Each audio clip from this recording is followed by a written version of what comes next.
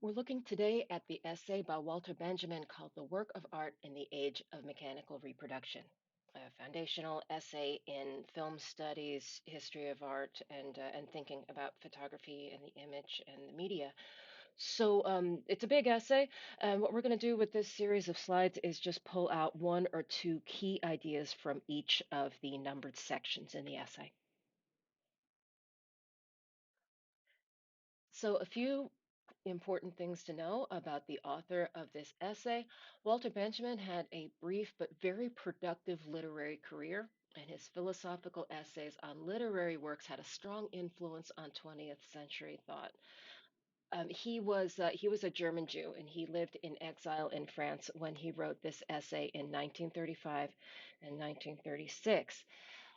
This essay has proven to be his most famous work, and it was largely politically motivated. Keep in mind the times in which he was living. He made many observations in this essay on how the Nazis capitalized on the media film to manipulate their audiences, and that includes a famous quote: "All efforts to render politics aesthetic leads to one thing: war."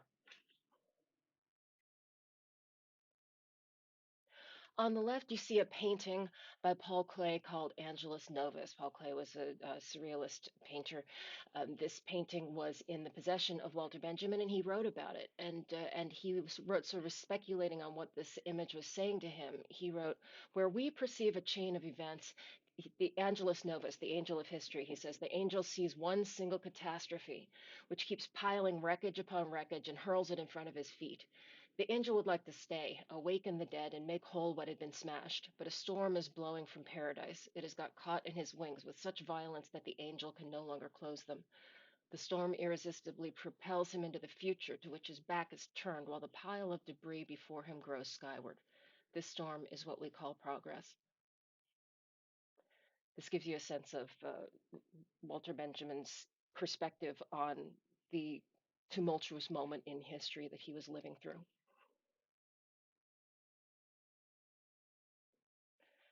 As a Jew in Germany, he did have to flee the Nazis. He was able to escape the country, and he was making his way through occupied France towards the border of Spain.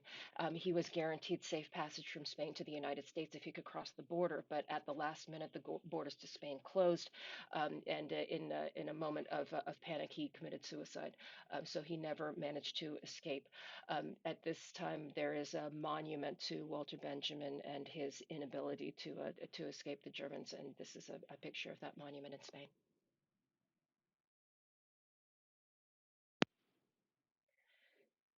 So let's move on to the essay. Um, our version of the essay begins with a quote from Paul Valery about the art of their time, and he says, "Our fine arts were developed; their types and uses were established in times very different from the present."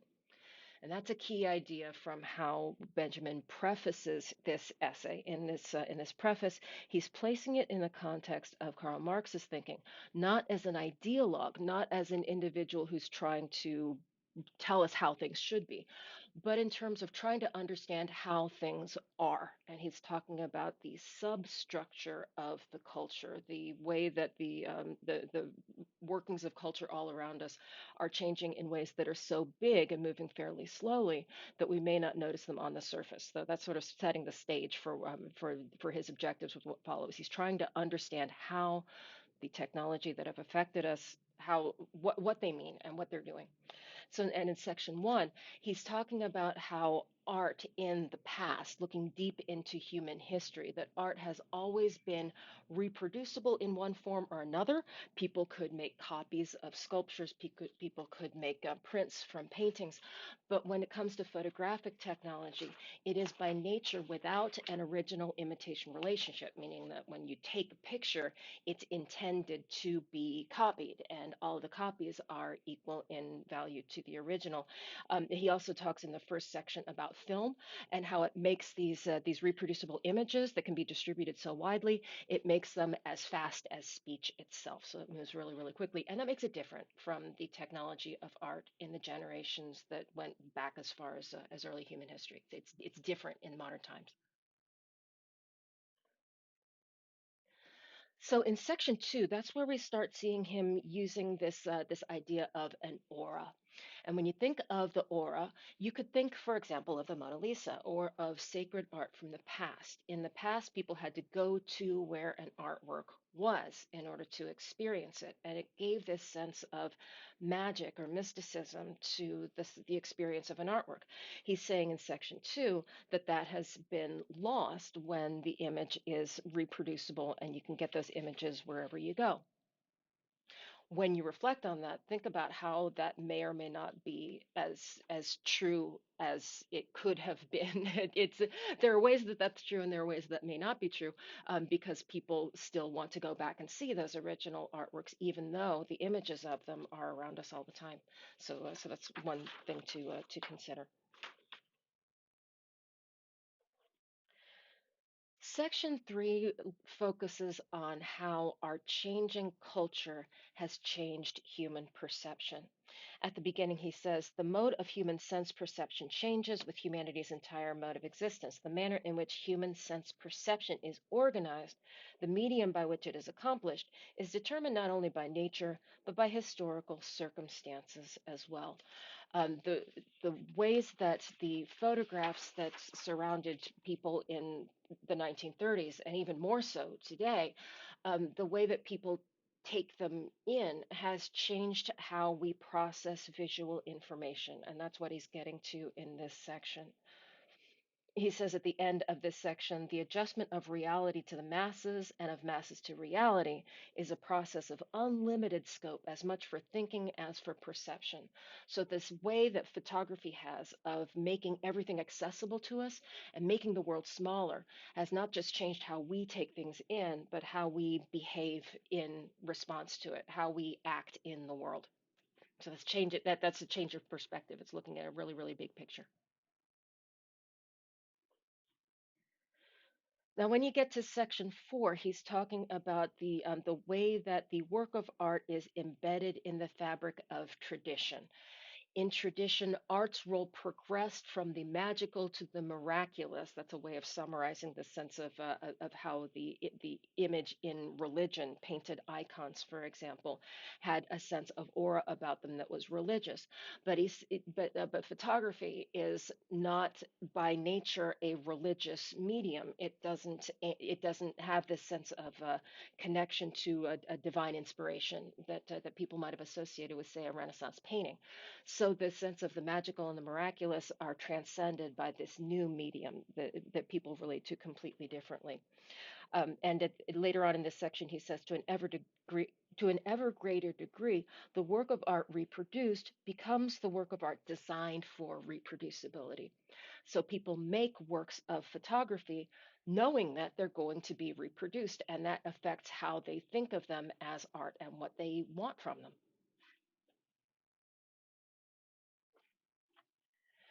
When you get to section five, here he starts talking about the cult value of the work versus the exhibition value of the work. And cult value is just like a strange way of translating into English this idea of a deep, deep attachment to the work that may be religious, may be spiritual, or may just be emotional. So when you look back at religious artworks that were icons in the past, many of these specific artworks were credited with miracles, and people created very, very deep spiritual attachments to these things in the past. Um, he says, with the different methods of technical reproduction of a work of art, its fitness for exhibition increased to an extent that the shift between the cult value and the exhibition value made for a transformation of its nature. So, the kinds of pictures that we have, the kinds of artworks that come from photography, are fundamentally, he believes, not capable of this. It's not, you're not going to have a photograph that people can become so attached to as they became attached to these icons that existed for centuries, and that people have this transformative experience when they contact them. Now, when he gets to section 6, he's kind of giving us a few caveats to that idea. There are certain ways that photographs create a kind of aura of their own, that photographs give a specific kind of emotional attachment that's really different from what people had to religious artworks, but should not be ignored. One of those ways is the way that a photograph that's a picture of a person that we know lets us see their face when they're not there. So, this connection to a person that we can have through a picture of that person is significant and meaningful, and it makes it different from just any old picture. So he uses the phrase "the cult of remembrance of loved ones," which again, it's a peculiar kind of turn of phrase, but that's what he's getting to, that we connect to people from the past through their images. He also talks about connections to the history of the lost city through the photography of Ache and his photographs of Paris. So those are examples of connections to things that are gone through the photograph that's still there.